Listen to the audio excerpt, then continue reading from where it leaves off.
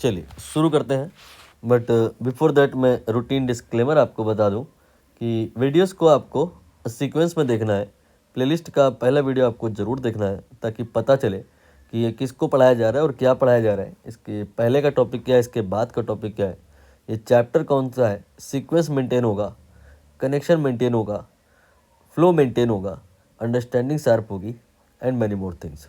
इसलिए आपको डिस्क्लेमर ज़रूर फॉलो करना है। टॉपिक पर आते हैं। यहाँ पर बात होने वाली है numerical values in different system of units. क्या स्टोरी है ये कि क्वांटिटी कोई एक ही होगी, फॉर एग्जांपल डेंसिटी, हम उसको मेज़र करेंगे, 2 बार मेज़र करेंगे, बट वैल्यू अलग अलग आएगी।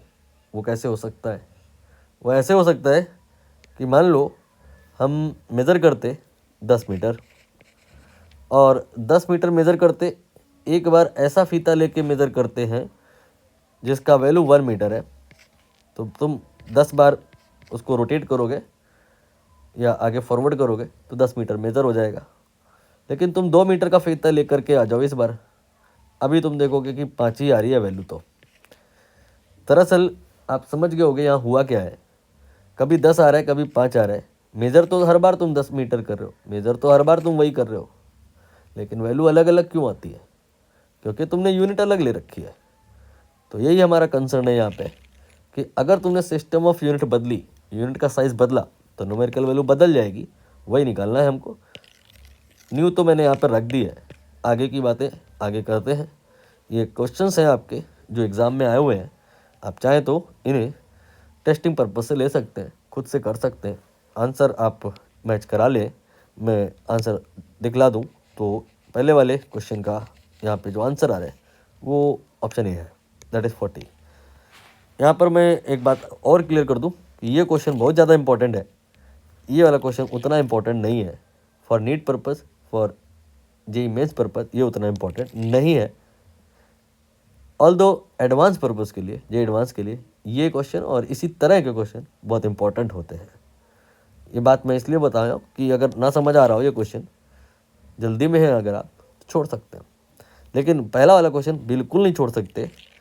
इसीलिए मैं इस क्वेश्चन को सिर्फ आंसर तक ही सीमित नहीं रखूँगा। आंसर तो निकालूंगा ही, वो पहले निकाल दूंगा, इसके बाद इसके ऊपर नीचे जो हो सकता है उस पर भी बात करूँगा, क्योंकि इसमें एक मोस्ट कॉमन एरर है बच्चे जो करते हैं। ज़्यादातर होता क्या है, ऑप्शन 10 आ रहा होता है, बच्चे 1/10 टिक कराते हैं। कभी कभी ऑप्शन 2 आ रहा होता है, बच्चे 1/2 टिक कराते हैं। और कभी कभी 1/2 आ रहा होता है तो 2 टिक कराते हैं। ये वाली कहानी नहीं क्लियर हो पाती बच्चों को। इसको टारगेट करते हुए हम डिस्कशन करेंगे। तो फिलहाल हम बात करें अगर इस क्वेश्चन के इर्द गिर्द, तो समझ आ रहा है कि डेंसिटी की बात हो रही है। तो डेंसिटी की बात कर लेते हैं। अब डेंसिटी का फॉर्मूला क्या है वो तो आपको याद है। कभी कभी किसी प्रश्न में अगर ऐसी क्वांटिटी की बात होगी जिसका फॉर्मूला याद नहीं है तो क्या करें? तो उस क्वांटिटी की वैल्यू कहीं ना कहीं क्वेश्चन में दी गई होगी, उसकी यूनिट को टारगेट करें, वहाँ से फॉर्मूला समझ आएगा। यहाँ यूनिट दे रखी है इन्होंने kg/m-3। kg बोले तो होता है मास और m बोले तो होता है लेंथ। मास इंटू लेंथ की पावर -3 या डायमेंशन जो होता है वही इटसेल्फ फार्मूला है। यहाँ पे डायमेंशनल फार्मूला एंड फार्मूला दोनों में कोई अंतर नहीं बनता, दोनों को एक ही मान के चलना है। वही हम यहाँ पे लिखेंगे। तो पहला स्टेप क्या था इस प्रकार के क्वेश्चन का ट्रीटमेंट करने का कि क्वांटिटी पहचानो कौन सी है, और दूसरा उसकी डायमेंशन लिखो। ये डायमेंशन लिख गई m/L3। अगला स्टेप ये है कि आप यहाँ पर d के पहले, m के पहले और l के पहले, सबके पहले आप स्क्वायर ब्रैकेट लगा दो। नीड नहीं थी लेकिन लगाना था, नहीं तो कभी कभी छोटी छोटी बातें गलत हो जाती हैं। अगर आप डिस्कम्फर्ट में आ रहे हैं तो एक और तरीका है, आप सबके पहले u ऑफ लिख दो। u ऑफ, ये बच्चों को ज़्यादा हिट करता है। u of d, u of m, u of l। ठीक है। अब इसके बाद में आप 2 डायरेक्शन में अपनी कहानी को ब्रेक करो। क्यों? क्योंकि क्वेश्चन में ऐसा ही किया गया है। क्वेश्चन में डेंसिटी की ही यूनिट की बात करी गई है, लेकिन 2 बार करी गई है। सिस्टम ऑफ यूनिट 2 अलग अलग लिए गए हैं। एक बार एसआई सिस्टम में बात करनी होती है मोस्टली, और एक बार कोई हाइपोथेटिकल सिस्टम होता है जो एग्जामिनर अपनी इच्छा अनुसार कोई भी उटपटांग का वैल्यू ले सकता है। जैसे यहाँ पे कह रहे हैं हाइपोथेटिकल सिस्टम में मास की वैल्यू 1 किलोग्राम ले लो, नहीं 1 किलोग्राम तो ऐसा ही सिस्टम में होती है, 1 ग्राम ले लो, ये भी नहीं, ये तो सीजे सिस्टम में होती है। ये कहते हैं 50 ग्राम ले लो, किसी सिस्टम में नहीं होती। लेकिन इसका मतलब ये नहीं कि मास का यूनिट साइज 50 ग्राम हो नहीं सकता, हो सकता है। मैंने अभी ऊपर बताया, शायद नहीं बताया, क्लियर कर दूं क्या, कि जब तुम कहते हो कि मास की यूनिट केजी होती है, उसी मोमेंट तुम अपना कंसेप्ट लूज करते हो। केजी मास की यूनिट होती ही नहीं है, मीटर लेंथ की यूनिट होती ही नहीं है, होती है बट ये इनकम्प्लीट सेंटेंस है। मतलब आपके आलस ने आपके कॉन्सेप्ट को यहाँ कमज़ोर कर दिया। दरअसल कोई भी यूनिट, किसी भी चीज़ की यूनिट न्यूमेरिकल वैल्यू के बिना पॉसिबल ही नहीं है। Always numerical value is associated with unit. 1 kg होता है यहाँ पे, केजी नहीं होता। 1 मीटर होता है यहाँ पे, मीटर नहीं होता। आप बोलोगे सर ये कौन सी आप बड़ी बात बता रहे हो, बड़ी छोटी बात बता रहे हो। ऐसा नहीं है, छोटी छोटी बातें ही यहाँ पर काम आएंगी, क्योंकि बच्चों को जब कहा जाता है कि 5 kg ले लो मास की यूनिट, बच्चे डिस्कम्फर्ट में आ जाते हैं, सर ये कैसे कर लें, 5 kg कैसे हो सकती है यूनिट। मैंने अभी बताया ना ऊपर हो सकती है। देखो यहाँ पे मैंने कहा कि आप 10 kg मेजर करना चाहते हो, आपका मेजरमेंट 2 भी आ सकता है, मेजरमेंट 10 भी आ सकता है। अगर आप 10 kg 1 kg से मेजर करोगे तो 10 आएगा, बट अगर आप 5 kg का कोई बाट ले करके, बाट समझ रहे होगे, ये रूरल लैंग्वेज है, आप मेजर करते हो 10 kg को तो न्यूमेरिकल वैल्यू 2 ही आएगी। तो मैं यहाँ पे बस इतना बताने की कोशिश किया। कंसेप्ट को अच्छा रखना चाहते हो तो मान के चलो कि सिर्फ केजी सिर्फ मीटर कुछ नहीं होता, यूनिट के साथ न्यूमेरिकल वैल्यू ऑलवेज एसोसिएट होती है। वापस मुद्दे पे आते हैं। 50 ग्राम मास की यूनिट कहते हैं कि लो, और 25 सेंटीमीटर कहते हैं लेंथ की unit low, and that time फिर बताओ कि यूनिट डेंसिटी की कितनी होगी। हालांकि इस क्वेश्चन में ये नहीं पूछा है, लेकिन कंप्लीट करना चाहता हूँ मैं इस क्वेश्चन को, इसलिए मैं यहाँ per unit of density in the hypothetical system वो भी निकाल लो। मेरा टारगेट दरअसल ये है कि 2 आएगा या 1/2 आएगा, 3 आएगा या 1/3 आएगा, 5 आएगा या 1/5, इस तरह की जो कन्फ्यूज़न आती है बच्चों वो दूर हो। तो एसआई सिस्टम में अगर हम बात करेंगे तो इसी फार्मूले को क्या लिखेंगे, यहाँ पे D1 लिखेंगे या M1 लिखेंगे या L1 लिखेंगे। तो ये D1 बराबर M1/L1 की पावर 3 आ गया। D1 क्या है, एसआई सिस्टम में डेंसिटी की यूनिट, एंड M1 क्या है, एसआई सिस्टम में मास की यूनिट, एंड L1 क्या है, एसआई सिस्टम में लेंथ की यूनिट। तो यू कैन से, एक काम करो ऐसा ना लिखो, U1 लिखो, U1 बराबर M1/L1 क्यूब। अब थोड़ा गुड फील आएगा। एंड U2 बराबर क्या आएगा, M2/L2 क्यूब। M2 क्या है, मास की यूनिट है लेकिन हाइपोथेटिकल सिस्टम में। L2 क्या है, लेंथ की यूनिट है लेकिन हाइपोथेटिकल सिस्टम में। U2 क्या है, ये U1 क्या है, दोनों ही डेंसिटी की यूनिट है, लेकिन ये एसआई सिस्टम में और ये हाइपोथेटिकल सिस्टम में। We have to relate this in future. तो यहाँ पर U1 की वैल्यू क्या आएगी, M1 आपको रखना है, एसआई सिस्टम में मास की यूनिट केजी या 1 kg होती है, L1 की यूनिट मीटर या 1 मीटर होती है। आप इसे चाहे तो फर्दर सिंप्लीफाई करके kg/m³ लिख सकते हैं, not a big deal. kgm-3 लिख सकते हैं, नॉट अ बिग डील, या ऐसे ही छोड़ दीजिए। अब हम U2 की बात करते हैं। तो M2 आपका प्रश्नानुसार अगर चले तो 50 ग्राम दे रखा है, मैंने 50 ग्राम ले लिया। इसके बाद L2 ये आपका 25 सेंटीमीटर दे रखा है, ये आपका 25 सेंटीमीटर दे रखा है, मैंने ये ले लिया। अब हम यहाँ पे सॉल्व करेंगे, कीपिंग इन माइंड कि हमें U1 और U2 रिलेट करना है, U1 और U2 रिलेट करना है।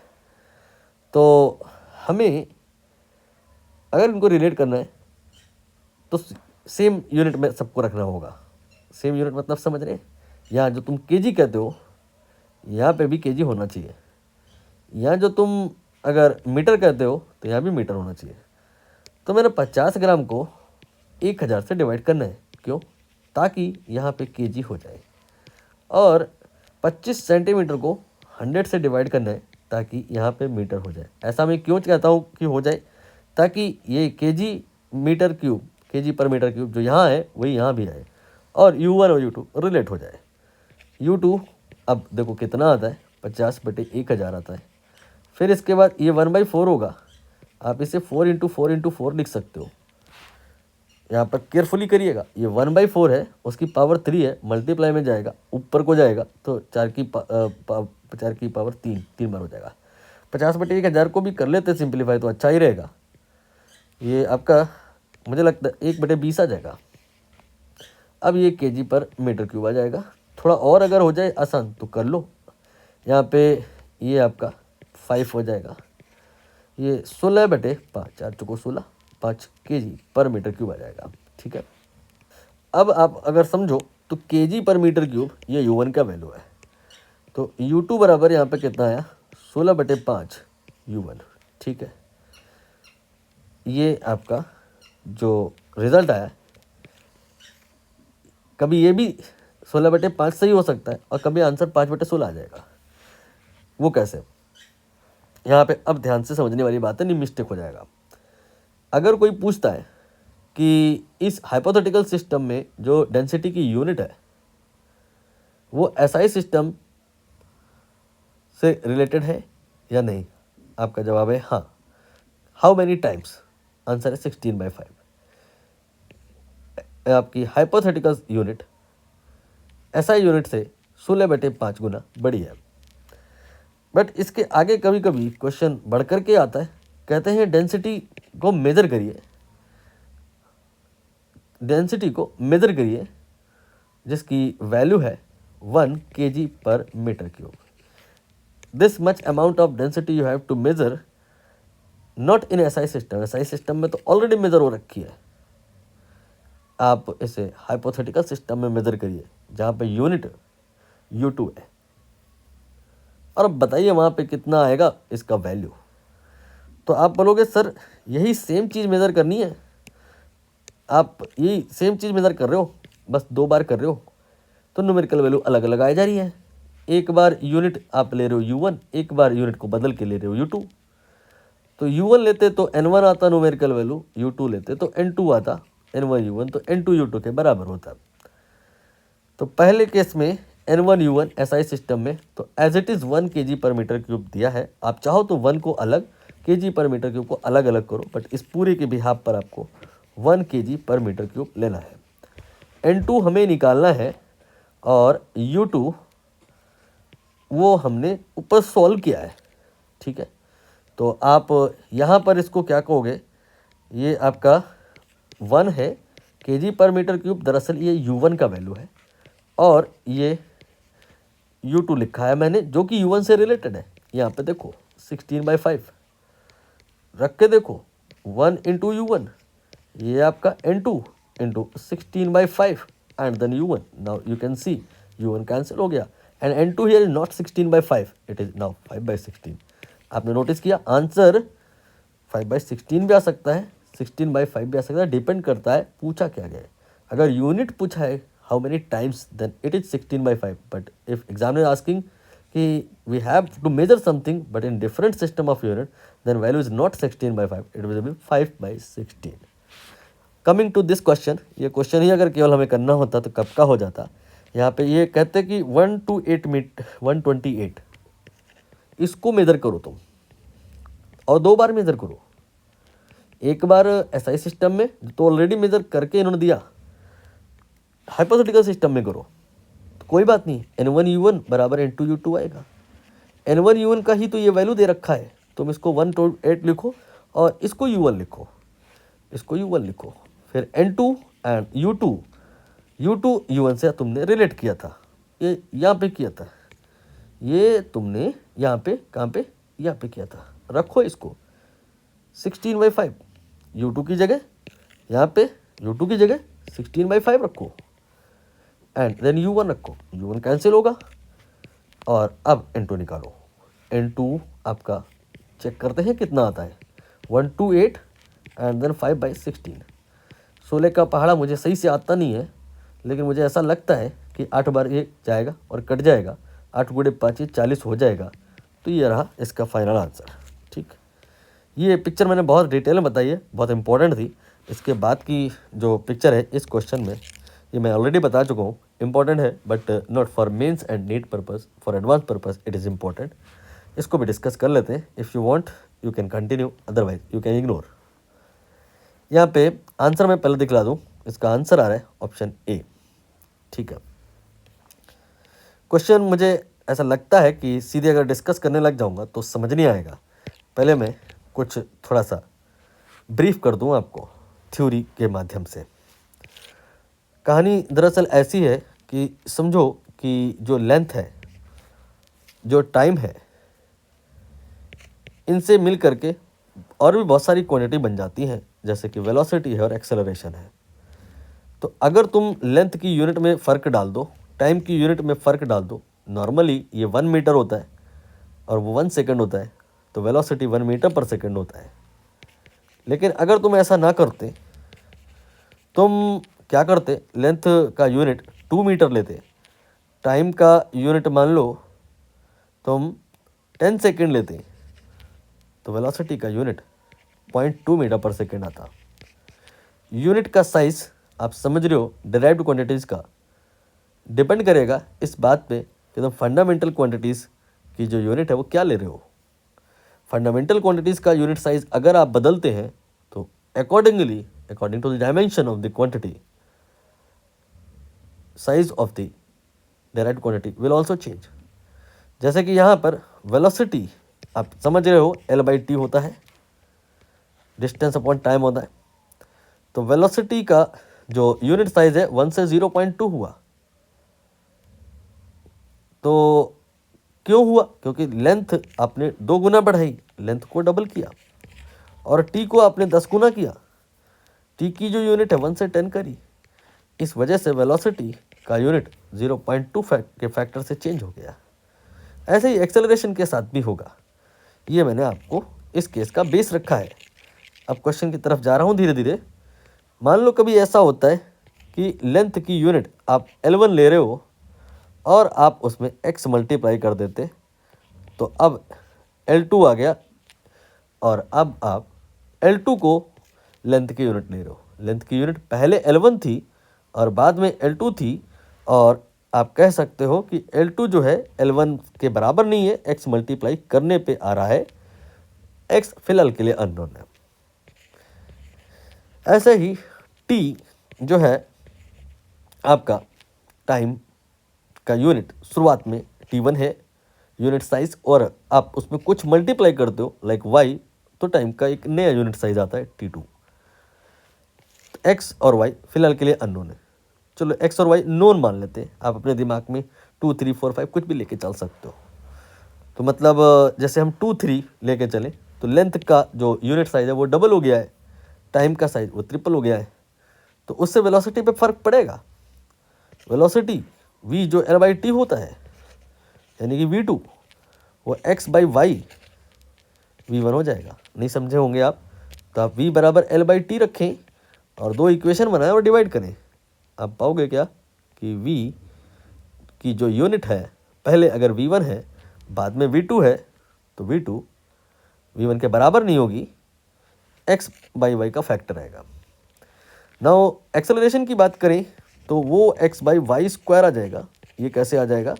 इसके लिए आपको समझना होगा कि एक्सेलरेशन की डायमेंशन L/T नहीं होती है, L/T स्क्वायर होती है।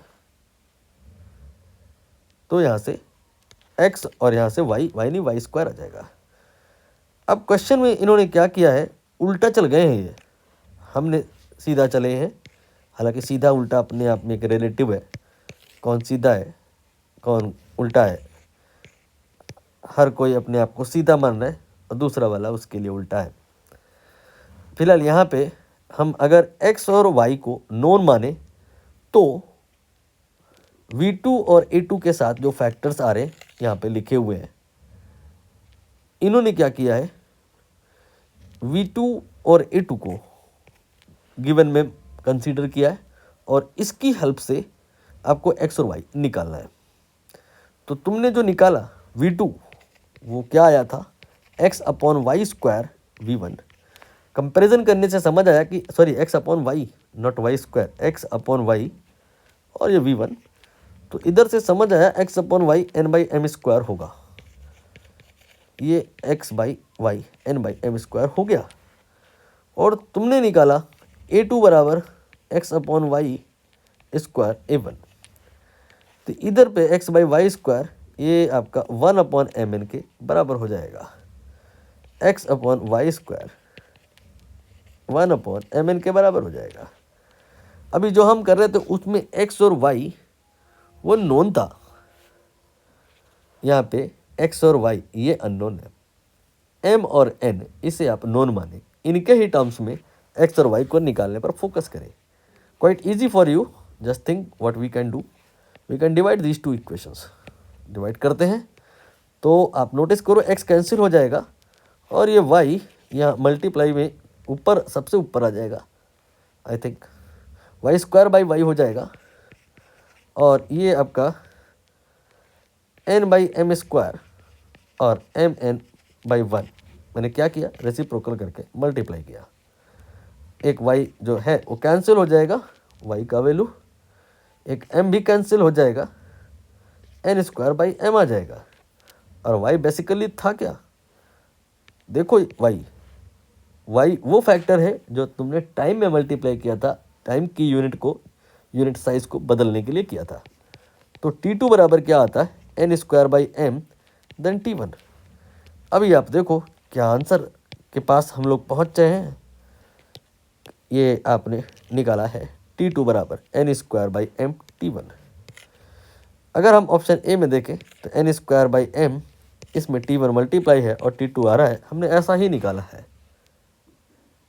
हमें नहीं लगता इसके बाद हमें x को निकालने की ज़रूरत है, बट फिर भी अगर आप चाहें तो निकाल करके वेरीफाई कर लें। जैसे कि आप किसी एक इक्वेशन में फॉर एग्जांपल यहाँ y की वैल्यू रख दें, अपने आप x आ जाएगा। x अपॉन y की वैल्यू मैं रख रहा हूँ n² m and then n/m square. यहाँ पर मल्टीप्लाई करूँगा क्रॉस में ले जाके n²/m, शायद ये n³ आता है। n³/m³ जो अगर हम मल्टीप्लाई कर दें, ये x का वैल्यू है किस में, L में, L1 में अगर हम x मल्टीप्लाई कर दें n³/m³ तो L2 आ जाएगा। ऑप्शन ए करेक्ट हो गया। पूरी तरह से आपको बात समझ आ गई होगी, उम्मीद करते हैं। नहीं आई है अगर, या कुछ और आप डिस्कस करना चाहते हैं तो इनवाइटेड है आप लाइव डिस्कशन में, या अपने डाउट को आप व्हाट्सएप में भेज सकते हैं। अभी के लिए इतना ही रहने देते हैं। बहुत लेंदी वीडियो हो गया होगा, हालांकि मैंने डिटेल में ज़्यादा बात कर ली है इसलिए हो गया है, दोबारा तिबारा कर लिए इसलिए हो गया है। थ्योरी में क्लासेस में मैंने ये सारी बातें ऑलरेडी चर्चा कर रखी हैं, तो हो सकता है आप बोर हो गए हो, तो उसके लिए आई अपोलोजाइज, बट अभी इससे ज़्यादा ज़रूरी नहीं है, इसलिए मैं इग्नोर कर रहा हूँ। अगली क्लास में क्या होगा ये मैं बता दूँ, ज़रूरी नहीं है ये बताना अभी कि अगली क्लास में क्या होगा, कारण डिस्क्लेमर हमारा वही है जो पहले था, रूटीन डिस्क्लेमर, कि आपको शुरुआत ऑलवेज पहले वीडियो से करनी है। प्लेलिस्ट का पहला वीडियो, वहीं से आपको समझ आ जाएगा कि इस टॉपिक के बाद क्या होगा और इस टॉपिक के भी बाद क्या होगा, इस टॉपिक के पहले क्या था और उस टॉपिक के पहले क्या था। सीक्वेंस, कनेक्टिविटी, फ्लो, सारा कुछ अगर आप चाहते हो आपकी मुट्ठी में हो तो शुरुआत शुरू से करें, ना कि बीच से।